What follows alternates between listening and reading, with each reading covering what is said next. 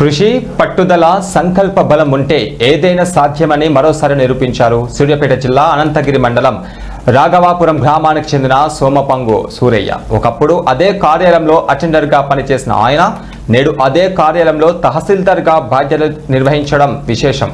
అయితే బద్రేకు 7 సంతానంలో చివరైన సూరయ్య సంతానం తండ్రి అనారోగ్య కారణంగా కార్య నియామకాలలో భాగంగా 1995లో నడిగూడెం తహసీల్దార్ కార్యాలయంలో అటెండర్గా ఉద్యోగ జీవితాన్ని ప్రారంభించారు.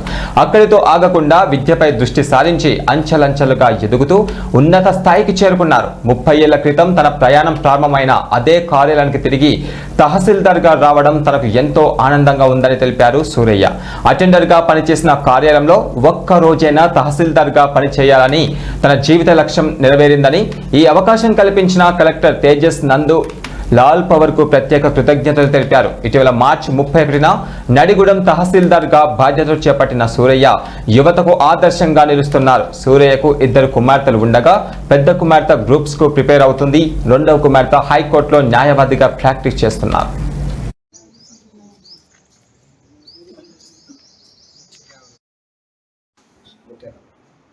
మనము నడిగూడెం మండలం నడిగూడెం ఎంఆర్ఓ కార్యాలయంలో ఉన్నాము.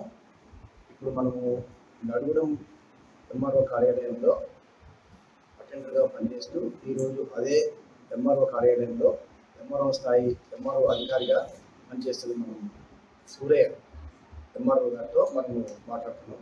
ఒకసారి ఆయన మాటలో నేను ఈ నడిగూడెం మండలం 95లోనే నేను అటెండర్గా జాయిన్ అయినాను. గతం ఇక్కడ 2008-9లో జూనియర్ అసిస్టెంట్గా చేసినాను. 2012లో రెవెన్యూ ఇన్స్పెక్టర్ కూడా ఇదే మండలంలో పనిచేసినాను. సార్, మీరు ఎంతో మందికి యువతకు ఆదర్శంగా నిలిచారు. యువతకు మీరు ఇచ్చే సందేశం ఏంటో చెప్పండి.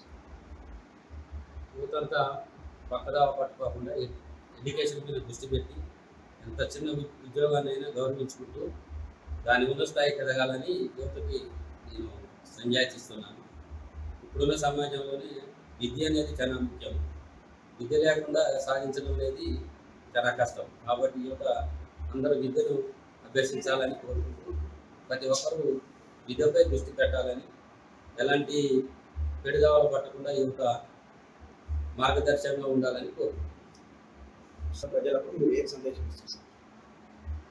నడిగూడెం మండలం ప్రజలు మొత్తం రైతులకు కానీ ప్రజలకు కానీ ప్రజాప్రతినిధులంతా కానీ ప్రజా సమస్యలపైన నా దృష్టిని తీసుకొచ్చిన వేళ దాన్ని సామరస్యంగా పరిష్కరిస్తూ రైతులకు నష్టపోకుండా వాళ్ళకి సహాయం చేయాలనేది నా సోమపంగు సూరయ్యని. నేను ఇదే కార్యాలయంలోనే 1995లో అటెండర్గా పనిచేశాను. మేము 7 సంతానం అండి. నేను 7వ. మా నాన్నగారు వాలంటీర్ రిటైర్మెంట్ ద్వారా నాకు అటెండర్ ఉద్యోగం ఇచ్చినారు. నేను ఇదే కార్యాలయంలో పనిచేసినప్పుడు నాకు ఇక్కడ సంతోషంగా అనిపించింది. మళ్ళీ ఇదే కార్యాలయంలో తహసీల్దార్గా రావటం అనేది కూడా నాకు మంచి అవకాశం ఇచ్చిన శ్రీయుత జిల్లా కలెక్టర్ సూర్యాపేట గారికి అభినందనలు తెలుపుతూ, అదేవిధంగా నాకు ఈ కార్యాలయంలోనే నేను తహసీల్దార్ బోర్డు పైన నా పేరు ఉండాలనే నా కళను కూడా నెరవేర్చినందుకు గాను సార్కి కృతజ్ఞతలు తెలియజేస్తున్నాను.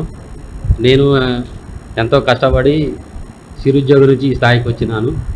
నేను అనేక విధాలుగా డిపార్ట్మెంట్లో కూడా మన్ననలు పొందాను. ఎవరి నుంచి అలాంటి నాకు ఇబ్బందులు ఏం జరగలేదు. నేను హయ్యర్ ఎడ్యుకేషన్ ద్వారా చేసుకొని డిపార్ట్మెంట్ టెస్టులన్నీ పాస్ అయ్యి ఈరోజు నడిగూడెం మండలం ఇదే కార్యాలయంలోనే తహసీల్దార్గా బాధ్యతలు స్వీకరించినందుకు నాకు సంతోషంగా ఉన్నది.